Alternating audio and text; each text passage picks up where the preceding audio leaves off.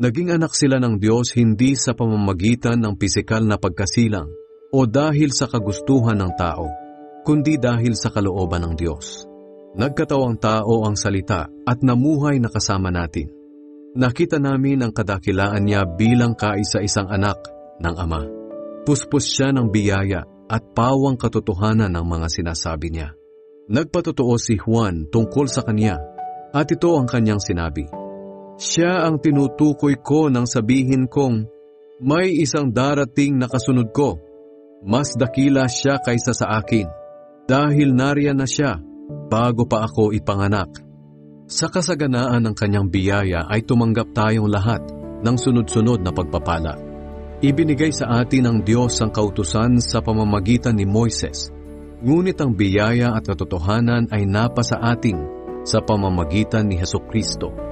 Wala pang nakakita sa Diyos Ama kahit kailan, ngunit ipinakilala siya sa atin ng kanyang bugtong na anak, na Diyos din nga at kapiling ng Ama.